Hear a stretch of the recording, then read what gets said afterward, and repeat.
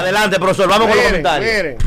Miren, yo voy a tratar un tema hoy que lo he tratado antes, pero yo tengo que ser reiterativo en algunos temas porque en este país hay veces como que las cosas pasan desapercibidas con tantos temas como estos que copan la atención mediática, y hay cosas que hay que explicarlas como son. Hay que explicarlas como son para que no haya malos entendidos y que personas que no tienen responsabilidades sobre algunos temas entonces sean los afectados. Ustedes se acuerdan que en este país, cuando comenzó la pandemia el año pasado, que se dio el traspaso de mando, el inicio del año escolar, la gestión pasada de Antonio Peña Mirabal al frente del MINER no preparó ningún plan de inicio a las clases. O sea, estábamos en pandemia desde febrero, ellos duraron, desde marzo, ellos duraron ahí 3, 4, 5 meses en lo que se dio la transición, y ellos no prepararon un plan o una alternativa, una sugerencia para iniciar el año escolar en medio de la pandemia. No se preparó nada. Llega Roberto Fulcar como ministro del MINER, de Educación, el nuevo gobierno, y tiene entonces, corriendo al vapor en la transición, que ponerse a idear, a reunirse con los sectores, a buscar una alternativa para que el año escolar no se perdiera. Y de ahí surge la propuesta de dar el año a distancia a través de la televisión, de la radio y la internet.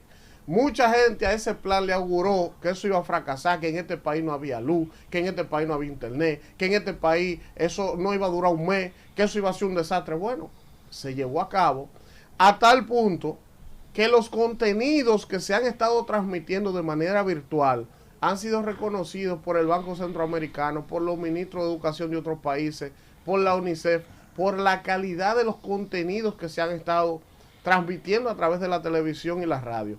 Que ese no era el método más ideal, que ese era un método que tenía algunas lagunas, claro que las tenía, que ese no era el método quizás más adecuado, porque había niños que no tenían un tutor que supervisara que si veían las clases, si le escuchaban, si hacían las tareas. Es verdad, tenía sus lagunas, pero no se perdió el año. Pero Fulcar se arriesgó en contra de todo vaticinio y decidió llevar a cabo el año así para que por lo menos el año no se perdiera.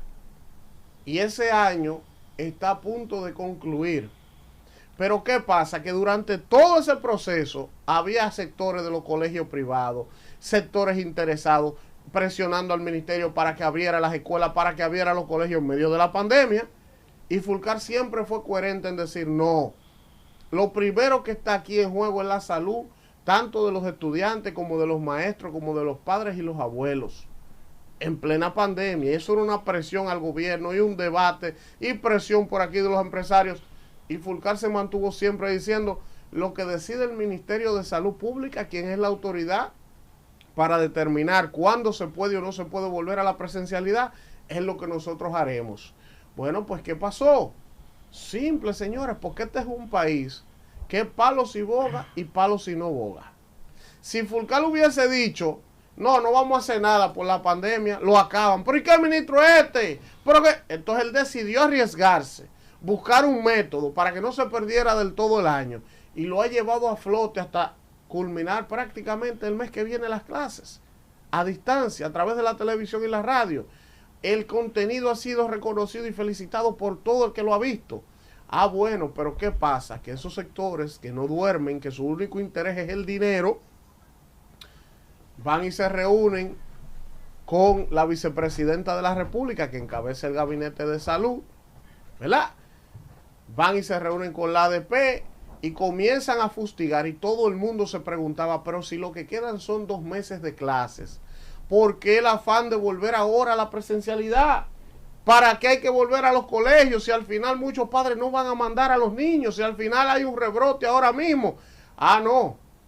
Pero que otra cosa, cualquier decisión en torno a ese tema debía ser consensuada y discutida entre la vicepresidenta, el ministro de Salud y el Ministerio de Educación. Así que se supone que deben ser las cosas. No, pero la vicepresidenta agarró en una actividad después de una reunión y dijo, el 25 hay clases presenciales.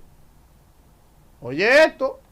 Y el Ministerio de Salud Pública dijo lo mismo. Fulcar, que está en el medio de esto, que siempre se ha ceñido a lo institucional, de dejarse llevar de lo que dice el Ministerio de Salud, no le queda de otra que decir, no, perfecto, ustedes son el Gabinete de Salud y el Ministerio de Salud Pública, pero sabiendo que no había condiciones para eso y no había necesidad.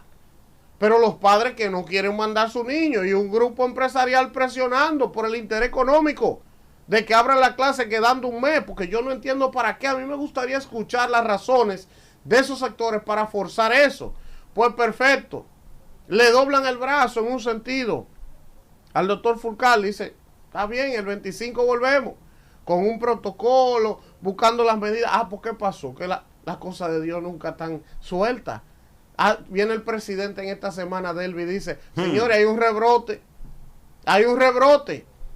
Entonces ahora la vicepresidenta que fue que dijo que el 25 había clase, no ha vuelto a hablar del tema. Y el ministro de Salud lo vi ayer en una entrevista ambivalente diciendo, no, que nada más va a ser presencial donde la tasa de contagio esté bajita. O sea, duditativo, incongruente. Entonces ahora hay un enfrentamiento entre la vicepresidenta y el ministro de Salud, que fue ella que lo puso. Oigan esto, entre la vicepresidenta y el ministro de Salud hay una confrontación ideológica porque la vice quiere que abran todo y el ministro de Salud sabe que la ciencia no manda eso. Pero fíjense cómo, por amor de Dios, un tema tan sensible, tan neurálgico como la educación de un país y sin necesidad,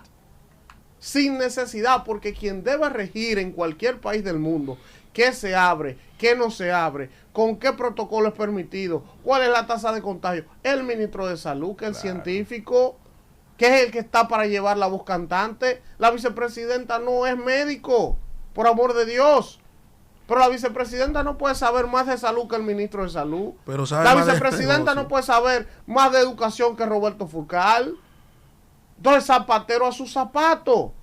Ahora hay una confrontación porque está la presión de los sectores que quieren que abran, pero entonces ahora hay un rebrote que no se puede abrir. Pero ¿cuál es la necesidad si lo que queda son un mes y medio? ¿Por qué no pueden prepararse las escuelas, prepararse para la presencialidad para a partir del próximo año escolar, que lo que quede un mes y pico de clase en el calendario? ¿Cuál es la necesidad? Pero eso es para que ustedes vean. Y yo hice un comentario aquí hace varias semanas diciendo que si aquí por el interés económico y la necesidad de un grupo empresarial apoyado por la vicepresidenta Raquel Peña, se abrían las clases y pasaba algo en las escuelas, la única responsable o la principal responsable iba a ser la vicepresidenta y el ministro de Salud por prestarse a ese juego y no tener el temperamento de decir que no se podía. Hasta ahí lo quiero dejar por el día de hoy. Mira.